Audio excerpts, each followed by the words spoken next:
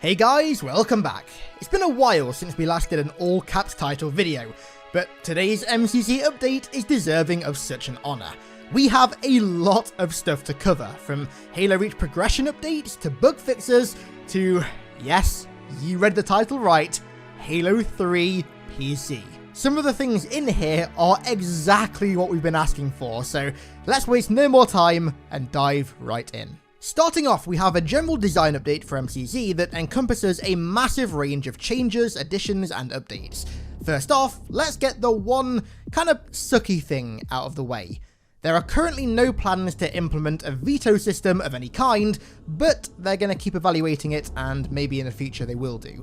I really wish they would do, honestly, because I feel like Halo 3's vetoing system was the perfect middle ground between too much map choice and none at all, so fingers crossed they change their minds about it in the future. The long-forgotten custom game browser, akin to what many other PC games have, is apparently not forgotten about.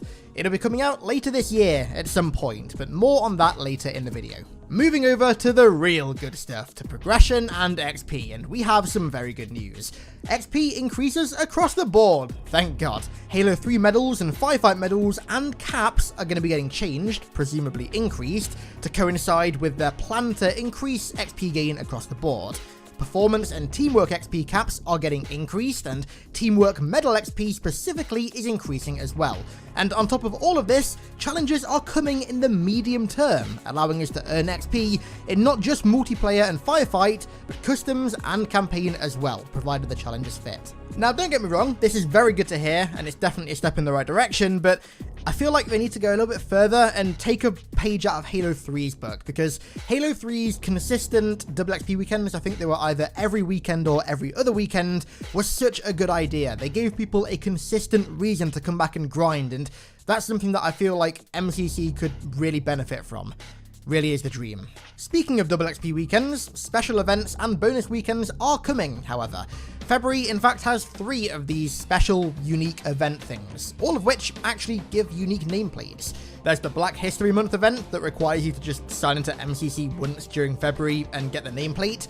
There's the Winter Contingency event that requires you to finish games within the Winter Contingency category, whatever the hell that means, and the Valentine's event that will give you the nameplate for playing 10 2v2 games, either matchmaking or in the upcoming Firefight Duo 2v2 Firefight playlist thing. These events are really cool, and I hope they keep doing them, but in my eyes, they should always be coupled with double XP or at least bonus XP of some sort. I mean, maybe they will be. I'm just clamoring for some sort of consistent double XP schedule like we had with Halo 3. Getting home on a Friday night and knowing that double XP was on Halo 3 for like one specific new playlist or game mode was so good. It had me getting on Halo 3 every Friday night after school and just wanting to grind all weekend. I've been wanting that to come back to Halo since 2010. Ugh. Dude, it's unreal how many things Halo 3 nailed that games nowadays just seem to have forgotten about or are playing catch-up with. Halo 3 was easily a decade ahead of its time. Anyways, moving on to some very good news, our complaints about the progression system have been heard. The team are investigating a way for us to unlock tiers within a page in any order. Partially, at least, removing the boring linearity that plagues this Battle Pass thing right now. They did seem to emphasize that this will only be per page and not for the entire Battle Pass. So at level 1, for example, I won't just be able to go and unlock inclement weather, but it's a start, it's a step in the right direction.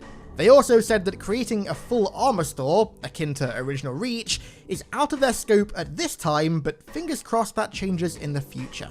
Either way though, the fact that some sort of player choice is coming back to unlock some progression is very good for now. Now for some sweet justice. More bans are being sent out to all the AFKers and griefers ruining games for easy XP. So long, suckers. So moving on, the other day 343 released a small update for MCC. It was nothing massive, but it did introduce something called featured game categories to the social match composer, which essentially work like weekly rotational playlists. To kick it off, this week's featured game category is Halo Reach with a Combat Evolved Anniversary setting, so that's like classic maps, more powerful Magnum, more powerful Assault Rifle as well, I can't remember properly. And then later on in February, it's going to be Shotty Snipers, followed by Power Slayer. Now this is another great addition that I think will kind of help with player retention, at least a little bit, so long as 343 stay on the ball with it though, and ensure that every playlist is new and fresh, and that every week or at least every other week there's something new in the game. They also said that this feature is going to be used to both surface and highlight new content, which to me sounds like user-created content and like forge maps and custom game modes and stuff, which is pretty good, as well as being used to experiment with new game settings as well. Also, I'm just going to say right now, these weekly rotational playlists would be perfect for double XP. Just saying. This update also had some sort of general game setting changes and bug fixes. I'm not going to cover them in this video because if I were to go through them all one by one, we'd be here for hours. The link to the blog post can be found in the description though if you want to go through and read all the details about the game setting changes. They cover various playlists and other stuff, so if you're still playing MCC every day, then it's definitely worth a read. Right, now for a long-awaited Forge update. Don't get your hopes up too much, there's nothing groundbreaking or major in here, just some minor updates. So they reiterated that any content created on MCC, like forge maps, game modes, etc., is shared across all platforms, so anything you make on PC is there on Xbox and vice versa. They also reconfirmed that map budget is going to be getting a boost and provided a screenshot of a map that they made using the new forge items and capabilities. Now, this is cool and all, but at this point, it's nothing new to us. It's nothing we haven't already seen, because in many cases, people have played this thanks to mods. There was also no release date given for Forge or Theatre, but fingers crossed it's sooner rather than later, because having Reach without two of its staple modes is really annoying, quite honestly. We need some sort of rough release date, I think. At least in the meantime, we can just use mods to satisfy our creative needs. Alright, so that's one major chunk of the update out of the way. Now let's move on to the second one. MCC's senior publisher, Farney, gave us a pretty in-depth development update for the game, detailing highly requested upcoming bug fixes, features, and even games. So, starting off, he reiterated that there's an upcoming round of bans going out to all the bastards AFKing and griefing, and that AFKing and using macros to AFK, sword lining, and firefight intentional suiciding are all bannable offences. Trust me fellas, the XP gains are not worth being struck by the ban hammer, I can assure you. Then he went over a comprehensive list of the top community reported issues, and then spoke about what's being done to solve them, so I'll quickly summarise a few of them. Fixes for the long list of known audio issues with Reach are coming along, with more info coming in the next blog. Sadly, there are no fixes coming for the co-op lag issues. Apparently it's too much of an undertaking and would require them to rewrite legacy network code. Now, if that's the co-op lag issues that we used to get back in the day that are still there, then that's a pretty big yikes, but I guess if they don't have the manpower or dev time to fix it, then, I mean, they can't really fix it, can they? However, in more positive news, bugs have been fixed relating to all of the following issues: stuttering, uncapped frame rate, VSync, screen tearing, and mouse input delay. A setting that allows us to change the X and Y locations of our view model is also in development, which is great to hear. One of the biggest problems right now is that if you have centered crosshair, then the gun takes up like 70% of your screen, whereas other mods, like Halo Reach Evolved for example, have proven that that doesn't have to be the case, so an official setting to change the view model is very welcomed. They also actually, believe it or not, mentioned aim assist as well. I thought they wouldn't mention this. Apparently the issue of controllers having far too much aim assist on PC remains high on their list of priorities, and they're actively talking through solutions, but they have nothing to share right now. Hopefully in the next update there will be. That is very, very refreshing to hear. As for all the fixes and additions that are in active development right now, we have a fairly good list. Progression system improvements, challenges, a PC message of the day, a server ping list, UI improvements for the roster, navigation, customization, and other areas. Thank God the UI is so clunky with keyboard and mouse. We have rebinding push to talk, an open mic option, and support for controllers with those settings. Text chat improvements, so hopefully shrinking the size of the text box, and general stability and bug fixes. All very good to hear. Everything else is either in the very early stages of design or just in their backlog. This includes things such as a console field of view slider, crossplay between Xbox and PC, so crossplay confirmed, I guess, that's pretty cool. The customs browser, server selection, input-based matchmaking, and more.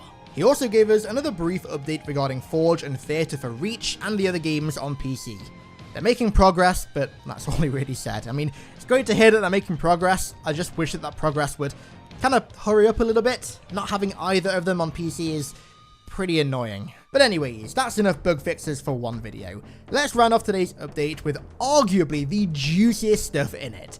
Teasers for the next games coming to PC. Starting off, we have Combat Evolved Anniversary. They released a bunch of details about the development so far, as well as one of the first pictures of Combat Evolved Anniversary running on PC. Of course, on the most iconic of levels, and it looks pretty good. The game itself is currently in alpha, and they're making good progress towards hitting beta, which is what the first flight is going to be. They're currently working on mod support, the terminal videos, bug fixing, flight support, and some other stuff. It sounds like it's making good progress, honestly, which is good to hear. Although, it's pretty funny how this version of Combat Evolved that we're going to end up getting on MCC on PC is going to be a PC port of an Xbox port of an Xbox remaster of a PC port of an Xbox game that was a port of a Mac first-person shooter that was once a third-person shooter that was once an RTS. To say that Combat Evolved has a confusing development history is the understatement of the decade. Here's to hoping next year, for its 20th anniversary, we get a proper remaster to make that development history just that little bit more messy. But anyways, next up, Halo 2 Anniversary. Good old High Charity is looking absolutely gorgeous there on PC. For Halo 2, they're currently working on support for field of view sliders, uncapped frame rate, mouse and keyboard support, custom aspect ratios, Forge, and other things. So a lot is being done, even though they haven't even released Combat Evolved yet, which is good to hear. And for the piece de la resistance, here is your first official look at Halo 3 on PC. Beautiful, ain't it? Someone should take a picture. For Halo 3, they're currently working on mouse and keyboard support, field of view sliders, uncapped frame rate, and aspect ratio support, along with some Forge work, and also lag reduction as well. The sooner they can get this absolute beauty of a game out into the wild, the better. However, that isn't all. They didn't provide any screenshots of them, but they provided updates on ODST and Halo 4's development as well. So it seems that ODST is still very much in the early stages of development, which is no surprise considering it's going to be the penultimate release, and Halo 4 even more so. But hey, they got them both running on PC, so at least that's a start. And speaking of new games, let's round off today's video with an update on the next flights. So, as you can probably guess, they're going to be focused on Combat Evolved Anniversary. No shock there. But on top of that, they're also going to include some much requested reach features, which is great as well. However, the flight that was supposed to happen this month seems to have been delayed to next month because apparently some urgent work needed doing on Halo Wars 2, whatever that is. There are also apparently 10 major bugs that are blocking Combat Evolved flights from reaching Ring 1. And as for the flights themselves, when they do eventually happen, the Reach flights will focus on getting feedback about specific feature additions. So, for example, in the next flight, there'll be a fix for the crouch walking bug, voice activation changes, and text chat remapping. Whereas the Combat Evolved flights will focus on gathering a wider range of feedback about a larger range of content, which is no surprise seeing as they're going to be testing the entire game. The first Combat Evolved flight will test quite a few things, from dedicated servers and peer-to-peer connections to Steam Windows Store crossplay, and a new UI for Combat Evolved customization, which I assume is going to be similar to Reach's, where your Spartan gets rendered in Unreal Engine 4. If so, that's pretty hype. I can't wait to see how well Combat Evolved Spartan models hold up under modern lighting and stuff like that. I'm also really happy that they're getting rid of that old customization screen where like it just showed a PNG of a Spartan in different colors. That was kind of lame, so moving towards Unreal Engine 4 with all the customization is a really good idea in my opinion. And so, that's all there is to cover from this update. Don't forget, if you want to go and read it for yourself, the link is at the top of the description. It's worth it purely for the Halo 2 Anniversary and Halo 3 PC pictures. I can assure you, I really was blinded by their majesty. So that's all for today. Don't forget to leave any thoughts that you have about this update or anything that you think 343 missed or should add or remove from MCC on PC or console down below in the comments. Feed the YouTube algorithm. So I want to give a massive thank you, as per usual, to all of my amazing supporters over there on Patreon, and thank you all so much for watching. I really do appreciate it, and I'll catch you all in the next one.